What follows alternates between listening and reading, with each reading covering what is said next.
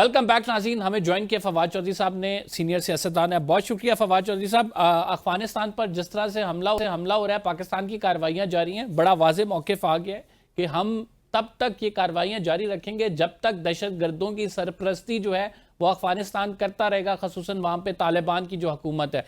आप क्या समझते हैं, ये मामला कब तक चलेगा? क्या इसका हल निकल सकता है? देखिए, पहली बात तो यह है कि ये तो बिल्कुल सही बात है।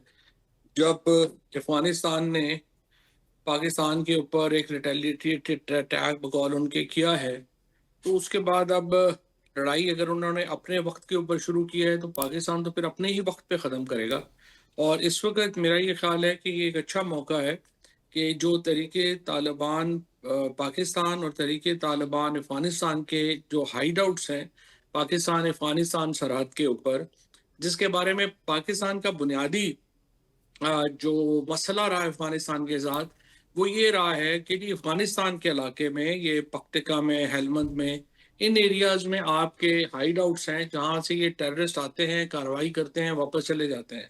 तो हमें वहाँ पे कार्रवाई जो है वो आप नहीं करने दे रहे, आप खुद भी नहीं कर रहे, हमें भी नहीं करने दे रहे। तो अब पाकिस्तान का जो एक मिलिट्री जो होगा, आप समझिए कि जो एक कामयाबी लेना चाहेगा पाकिस्तान, वो ये लेना चाहेगा कि जब आपने हमला कर ही दिया है तो ये जो हाइड आउट्स हैं इनको हम मुकम्मल तौर पे एलिमिनेट करें।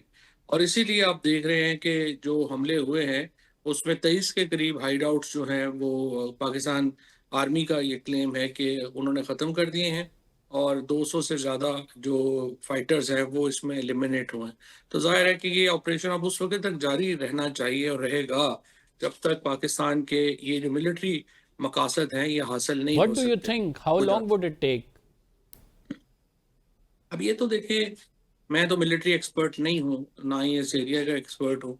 ये तो आपको बेहतर गाइड कर सकते हैं जो लोग इस एरिया में सर्व कर चुके हैं या जो लोग चौधरी साहब, इंटेलिजेंस बेस्ड। बिल्कुल बिल्कुल दुरुस्त बात है। आप क्या समझते हैं कि अफगानिस्तान से हमारे रिलेशन हमेशा से उतार चढ़ाव का शिकार रहे हैं, लेकिन जो अफगानिस्तान ने अब पॉलिसी अपनाई हुई है, वहाँ पे उनके फॉरेन मिनिस्टर इंडिया में बैठे हैं, अफगानिस्तान ने पाकिस्तान पर हमला कर दिया, उसके बाद फिर पाकिस्तान ने जब हमला किया तो थोड़ी देर बाद ही जंग बंदी का ऐलान कर दिया। कुछ खबरें ये भी आ रही थी अब से कुछ देर कबल भी जंग बंदी की बात की गई है।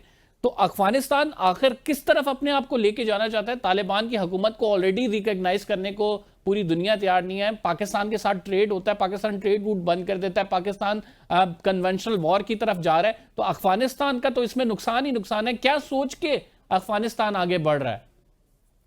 देखिए, उनका जो बुनियादी मसला है वो ये है कि जो टीटीपी है उसके ऊपर से हाथ उठाने को वो तैयार नहीं। अब टीटीपी की जो यहाँ पे लड़ाई है वो अ, बुनियादी तौर के ऊपर तो जो लड़ाई है वो एक कबायलियों की लड़ाई है, सेटलमेंट की लड़ाई है। लेकिन उसके अंदर, पाकिस्तान के अंदर, जो हमारी फौज के ऊपर हमले हुए उससे बहुत ज़्यादा तलखियाँ जो हैं वो बढ़ गई। अब उन तलखियों के साथ जो है वो आप कैसे आगे बढ़ेंगे जब तक कि आपका ये जो एम्स हैं वो पूरे ना हो जाए। लिहाजा अब ये जो लड़ाई अगर जो शुरू हुई है या जो मामला चल रहे हैं उनमें जो असल मकसद प्रॉब्लम है वो यही है कि अफगानिस्तान के साथ हमारे ताल्लुकात बुनियादी उतार चढ़ाव का शिकार होते हैं। जब यहाँ पे करजई और अशरफ गनी की हुकूमत थी तो हमारा मसला ये था कि उस वक्त दहशत गर्दी जो था वो हिंदुस्तान के जो कॉन्सुलेट का नेटवर्क था वहां से चल रही थी। अब उसके बाद भी ये मॉडल जो है वो किसी न किसी सूरत बरकरार है।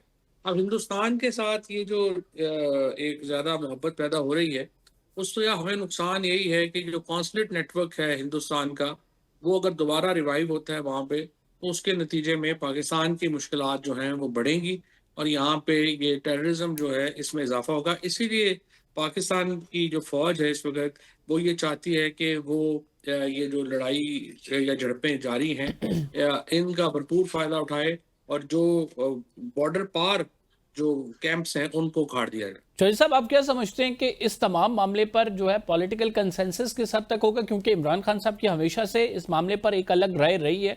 वो टॉक्स के हामी हैं, मुज़ाकरात की बार बार बात करते हैं कि जंग की तरफ नहीं जाना चाहिए। क्या इमरान खान साहब की कल कोई स्टेटमेंट जो कुछ भी आती है, आप समझते हैं कि वो सिक्योरिटी फोर्सेस के साथ होंगे और कहेंगे कि बड़ी ज़बरदस्त कार्रवाई हुई है, इसी तरह होना चाहिए?